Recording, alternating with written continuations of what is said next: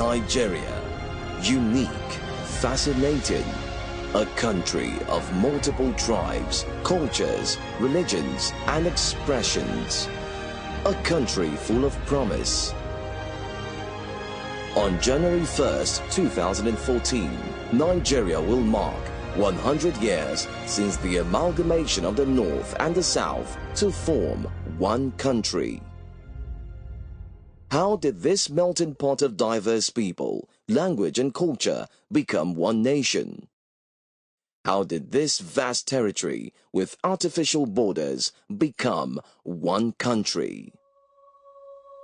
Evidence of civilization traces back as far as the 8,000-year-old Dufuna Kano, with the most sophisticated design of its time, discovered in present-day Borno State. Similarly, the terracotta art of the Nok people reveal an advanced culture thriving in the area now called Kaduna State. Before the Europeans ever set foot on West African soil, the territory that makes up present-day Nigeria was dominated by independent empire and city-states. From the Great Khan and Borno Empire, which expanded through long-distance trade and military technology, to the Igbo-Kwu civilization, the first bronze casters in Africa, who sourced materials from as far away as Egypt. From the 1,000-year-old Benin Empire, with its infrastructure and far-reaching diplomatic links, to the formidable military and administrative machine of the vast Oyo Empire and the power of the great Sokoto Caliphate in the 19th century under the legendary Sheikh Usman Dan Fodio. These pre-colonial states were highly organized societies with evolved administrative systems, courts, diplomatic functions, educational centers, and successful methods of commerce and agriculture. Rulers expanded their economies through trade and sometimes expanded their trade through war. Amina, the warrior queen, through her military conquest, made Zazzau, now Zaria, the center of the North-South Saharan and East-West Sudan trade in the 16th century. Amina was also the originator of the earthen walls that fortified Zaria and other cities that she conquered, such as Kano.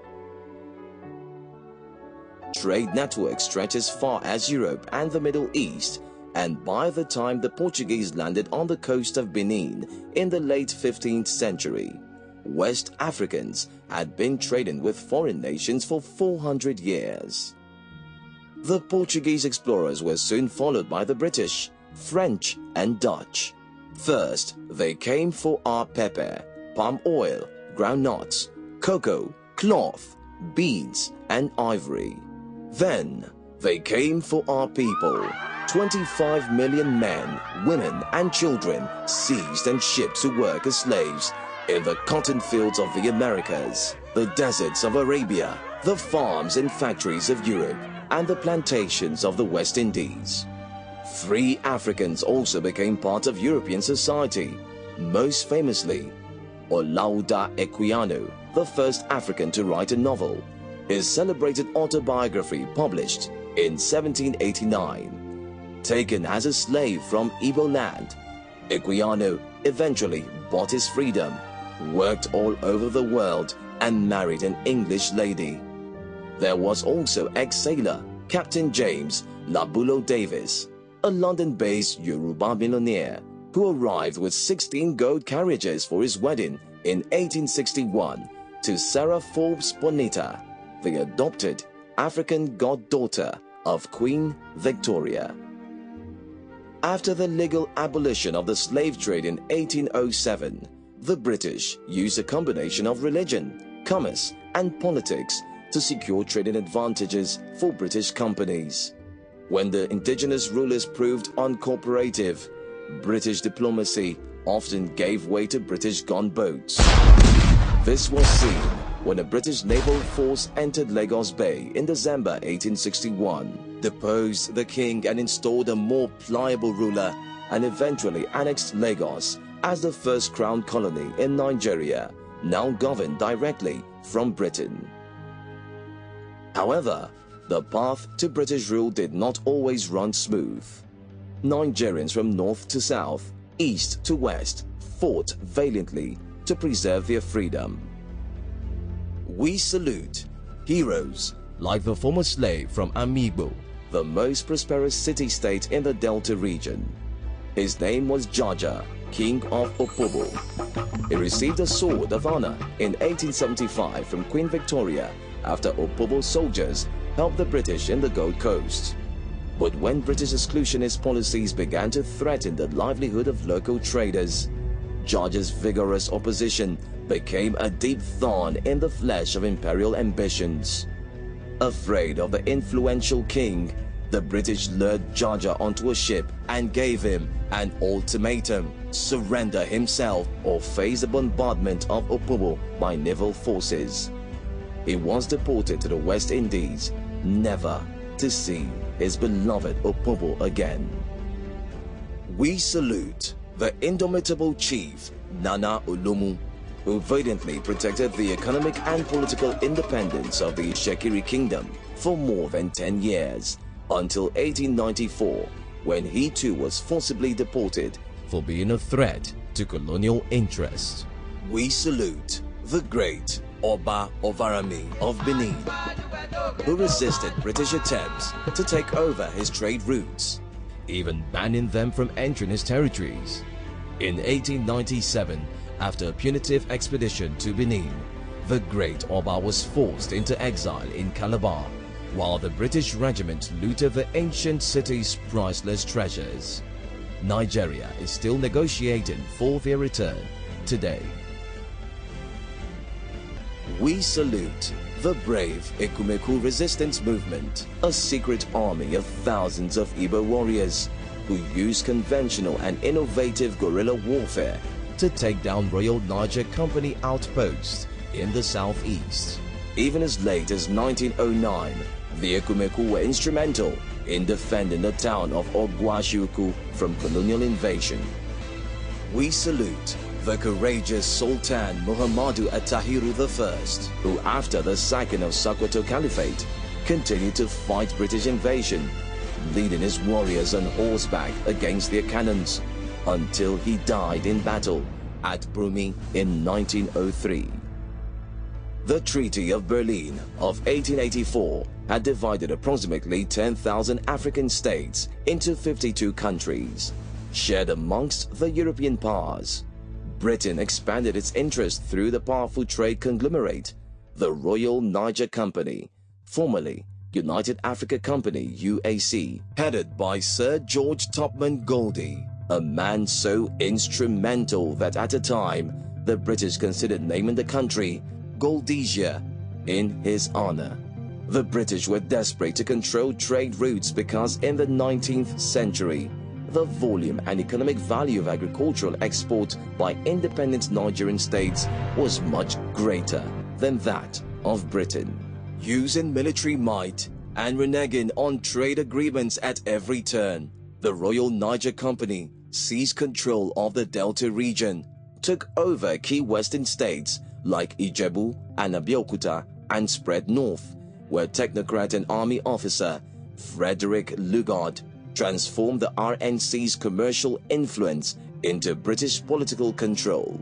Continuing the British policy of indirect rule, Lugard disposed uncooperative rulers and installed new emirs and leaders in their place. Some went on to do great things. Sarki Katsina Muhammad Diko, installed by the British in 1901, set up new administrative structures, promoted commerce and education, founding Katsina, later Barewa College, and the first school for girls, and was also the first northern emir to go on the Hajj and to fly in a plane. In 1900, Calabar became the capital of the new protectorate of southern Nigeria, while Zungeru became capital of the new protectorate of northern Nigeria. In 1906, the Lagos colony and the protectorate of southern Nigeria were merged, with Lagos as the capital.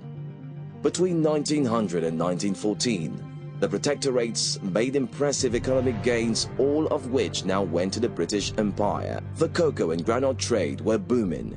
tin and coal were discovered in Jos and Enugu respectively. The Lagos-Kano railway lines were built, and the construction of a port in Ikwere, Port Harcourt expanded the export trade. These new opportunities were exploited by astute Nigerians like wealthy granite trader Alhaji Al-Hassan Dantata, multi-millionaire transport and shipping magnate Sir Louis Odumegu Ojukwu, who later became founding member and first president of the Nigerian Stock Exchange, and Candido da Rocha, who made a fortune selling water and whose former mansion in Lagos still stands, fittingly named Waterhouse. A growing crop of Nigerian professionals had also emerged, from trailblazers like the first Nigerian doctor, Nathaniel King, who qualified in 1875, and the first lawyer, Christopher Sapara Williams, called to bar in 1879, to George Adebayo Agbebi, who qualified as the first Nigerian engineer in 1911, and Miss Oreoluwa Green, the first African female pharmacist. Some became political leaders like England-educated Prince Bassey Duke Ephraim, who led a delegation of the Calabar people to London in 1913 to make representations on land tenure reform. This professional class became the forefront, a new nationalist movement led by Herbert Macaulay, grandson of the first African bishop, Samuel Ajayi Crowther, who raised political awareness through his newspaper, the Lagos Daily News. On January 1, 1914, Britain amalgamated the two protectorates, spanning 330,000 square miles, into one Nigeria. The creation of Nigeria was no random accident or political whim. As now Governor General, Lugard stated in his amalgamation speech, His Majesty's government, after long and mature consideration, arrived at the conclusion that it would be to the great advantage of the countries known as Southern and Northern Nigeria that they should be amalgamated into one government, conforming to one policy and mutually cooperating for the moral and material advancement of Nigeria as a whole. Amalgamation changed the way we as Nigerians saw ourselves. It inspired those who believed in the possibility of a different future, and who in turn inspired the men and women that drove that train of self-determination to its final stop at independence. And along this journey, we became truly Nigerian. Not just in name, but in our hearts. In the course of our rich history, we have seen the heights of greatness and the depths of cruelty. We have seen the birth of new civilizations and the death of ancient empires. Our testimony is this: we were beaten, but never broken, subdued, but never conquered. Today, we are many, yet we are one people, one nation, forever united by a shared struggle, a common heritage, and a bright future. We are Nigerians.